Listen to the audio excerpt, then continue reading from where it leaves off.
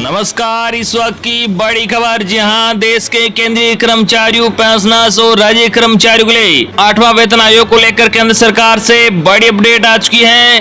जी हां, देश के सभी के सभी केंद्रीय कर्मचारियों, पेंशनर्स और राज्य कर्मचारियों के लिए गुड न्यूज आ चुकी है। जी हां, 8वां वेतन आयोग पर आज सबसे बड़ी जानकारी देने जा रहा हूँ। आप सभी के मन में जो डाउट था वो आज क्लियर होने जा रहा है।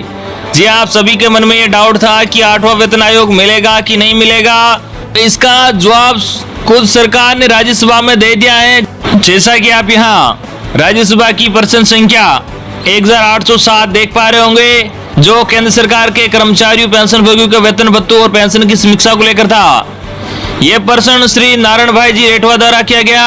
उन्होंने पूछा कि क्या वित्त मंत्री जी ये बताने की कृपा करेंगे कि क्या ये सच है कि सरकार, केंद्र सरकार के कर्मचारी और पेंशन भोगियों के वेतन भत्तों और पेंशन में संशोधन के लिए 8वें केंद्रीय वेतन आयोग का गठन नहीं करने का विचार कर रही। जी हाँ, वित्त मंत्रालय में राज्य मंत्री श्री पंकज चौधरी जी ने जवाब दिया कि जी नहीं, यानी कि केंद्र सरकार 8वां वेतन आयोग गठन करेगी। उनका कहने का मतलब ये रहा कि वो गठन करेगी। वही अगला सवाल था कि यदि हाँ हो तो तत्संबंधी ब्यौरा क्या है और इसके क्या कारण है। तो इस संबंध में ये प्रश्न ही नहीं उठता है, क्योंकि केंद्र सरकार 8वां वेतन आयोग का गठन करेगी। अगर नहीं करती तो इसका जवाब भी देती। वही तीसरा सवाल था कि क्या यह भी सच है कि 7वें केंद्रीय वेतन आयोग ने सिफारिश की थी कि सरकार को कर्मचारी और पेंशन भोगियों के लिए 10 साल की लंबी अवधि के बाद नियम वेतन आयोग बनाने के बजाय उनके वेतन भत्तों और पेंशन की समीक्षा प्रत्येक वर्ष करनी चाहिए, और यदि हाँ हो तो 7वें केंद्रीय वेतन आयोग की सिफारिशों को अभी तक लागू नहीं करने का क्या कारण है। जी हाँ, वित्त मंत्रालय में राज्य मंत्री श्री पंकज चौधरी जी ने जवाब दिया कि 7वें केंद्रीय वेतन आयोग के अध्यक्ष ने अपनी पहली रिपोर्ट अग्रेसित करते हुए पैरा 1.22 में यह सिफारिश की थी कि पे मैट्रिक्स को 10 वर्ष की लंबी अवधि की समीक्षा के बिना आवधिक रूप से पुनरीक्षित किया जाए।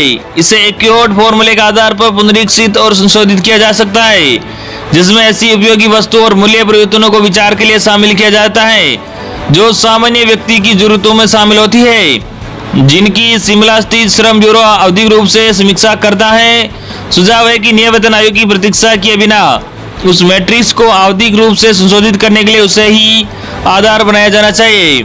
इसके बाद अगले सवाल का जवाब था कि 7वें केंद्रीय वेतन आयोग के आधार पर वेतन और भत्तों में संशोधन के लिए अनुमोदन प्रदान करते समय केंद्रीय मंत्रिमंडल द्वारा इस मुद्दे पर विचार नहीं किया गया है। जी हाँ, तो आप समझ गए होंगे कि आप सभी को 8वां वेतन आयोग का लाभ मिलेगा। केंद्र सरकार 8वां वेतन आयोग का गठन करेगी। जी हाँ, उन्होंने नहीं गठन करने के मामले में कहा है कि जी नहीं, केंद्र सरकार 8वां वेतन आयोग का गठन करेगी। तो ये थी आज की लेटेस्ट और बड़ी अपडेट जो हमने आप तक पहुंचाई। इस वीडियो पर ज्यादा से ज्यादा लाइक और इस वीडियो को ज्यादा से ज्यादा आपके मिलने वाले साथी तक जरूर शेयर कर देना, ताकि उनको भी 8वां वेतन आयोग से जुड़ी बड़ी अपडेट मिल सके। धन्यवाद।